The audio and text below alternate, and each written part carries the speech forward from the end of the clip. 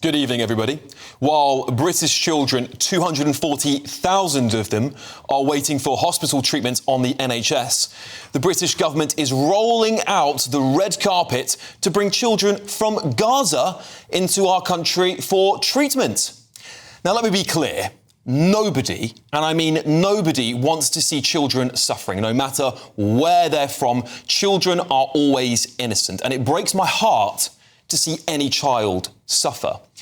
But compassion can't come at the expense of our own, ever. It cannot be acceptable to tell British children who are suffering to wait a year, sometimes two, while foreign children are prioritised and fast-tracked into our already broken system over a war that simply doesn't concern us.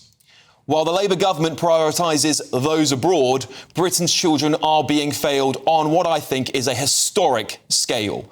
The numbers are staggering.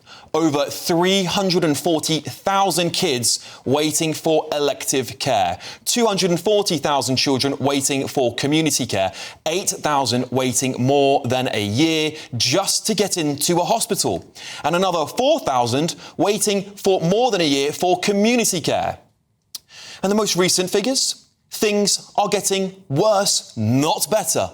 In March this year, more than 314,000 children were waiting for community health services. That's up from 272,000 the year before it. A staggering 22% of them have been waiting over a year. That's nearly 68,000 children left in limbo for over 12 months. 15,000 of them, 5% of all cases, left on a waiting list so long that there'll be no longer children by the time the NHS has stopped dithering and helped them.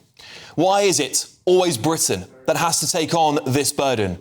Where are Jordan, Qatar, Egypt, the UAE, nations with immense wealth, brand new hospitals, some of them, state-of-the-art medical facilities and capacity? Why aren't they stepping up?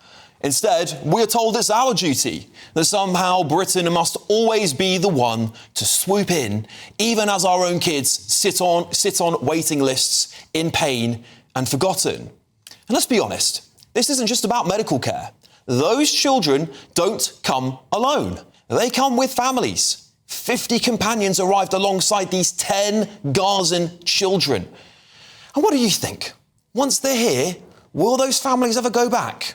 I would bet my last penny that not a single one of them will ever be leaving this country. And it seems to me this is yet another backdoor to create a legal loophole to allow more migrants into our country. And just as we saw yesterday, with reports claiming that Afghans who have been relocated to Britain to protect them from the Taliban have in fact returned to the country on holidays. Can you get that? The source also claimed that some Afghans coming to the UK had already been granted asylum in other safe countries such as Denmark or Belgium, while others who were relocated only spent 1 or 2 days as interpreters with British forces. Meanwhile, where is the urgency for children in Sudan, for those in Yemen, for the countless other conflicts tearing young lives apart? Why is it always Gaza? Could it be, perhaps, because it fits a convenient political narrative, one that the Labour left are losing to the pro-Gaza bloc in their own party and on the far left? Well, frankly, I think it is. I want compassion, yes, but compassion must always start at home. Right now, British children are suffering, waiting and in many cases deteriorating, while politicians chase headlines and foreigners once again before British people.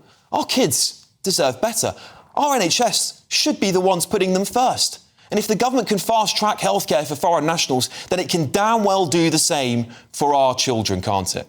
Hello, I'm Bev Turner. Now, it can feel like the money in our bank accounts at the moment does not keep up with the cost of living. And maybe there's a solution. I'm here today with the CEO of TallyMoney, Cameron Parry. Cameron, what is TallyMoney? Well, Bev, with TallyMoney, you get a current account and a debit card, but instead of pounds, you use milligrams of gold as your everyday money. So why gold? Gold traditionally is a great store of value. It has, on average, gone up at over 11% per annum for the last 25 years against the pound. It's tripled in value in the last decade. And in the last 2 years alone, it's increased by 50% against the pound. Banks' savings products just can't compete with that level of growth. But this isn't just about gold. This is about a currency that you guys have created at TallyMoney. Explain it to me as though I'm an idiot. So, look, people need to be able to hold their earnings and build their savings in a money that retains its value and remains in their legal control and remains theirs to access, away from government control. Great. You had me at not exposed to government control. You should feel safe and happy with your money. You should have peace of mind. The more money you see in your bank balance, and that's the type of thing we're trying to deliver, and give people choice in the type of money they get to use every day.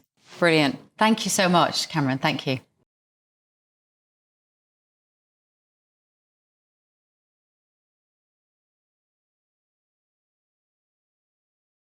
Well, to get my thoughts, to get their thoughts, should I say, on this topic, I'm now joined by my brilliant panel, journalist and broadcaster Linda Jubilee, former Labour advisor Paul Richards, and former Met Police detective Peter Blexley. Linda, I'll start with you, and I want to reiterate what I said at the start there. I have compassion. I have empathy for these children. Seeing what happens to kids anywhere in the world breaks my heart. It's not their fault. But I think about my country first. I think about those kids, over 250,000 of them waiting for care. And I feel like, why can't they be prioritised before we put anyone else first? So I think it's really important to see this very, very clearly, because I agree completely with what you have just been saying. Nevertheless, these are 10 very, very severely injured children, and you are comparing them to children who are awaiting elective surgery. Now, the last boy to receive treatment, I think, had half his face blown away in an explosion. This is complicated treatment that can't be administered over there. I doubt that there's very many children in this country who have the same kind of blast injuries that those children coming here have. It's proper, big deal, reconstructive surgery.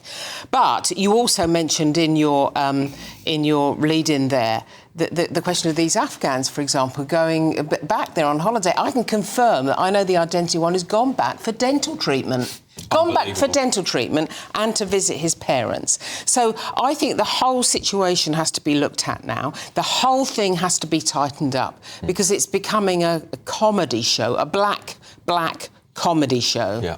Paul, I alluded to something there that I think has touched people more than anything. And of course, I do agree with you, Linda. These are complex things. I still think there's other states across the Middle East that could deal with this. I agree. We could give them money to do it. And I don't actually mind us doing that either. Or sort of do, sort of don't. Paul, is this a backdoor loophole to start this without migrants to come in from Gaza? No, but why do you think those other states aren't doing it? I mean, that's a good question. I think they probably are. I don't think we have any evidence at all that they're not also taking children in desperate need. Gazan refugees whatsoever. However, as far as we know, I mean, the NHS last year had 135 million outpatient appointments, right? And we're talking about 10 here.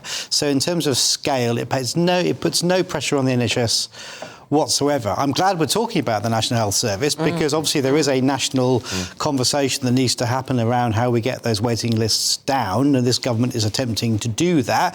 It's using money, by the way, raised from national insurance, which I know everyone then kicked off about the rise to NI, but that's where the money went to get these waiting lists down, including for children. But 10 kids, and including their carers, is not going to break the back of the NHS. OK.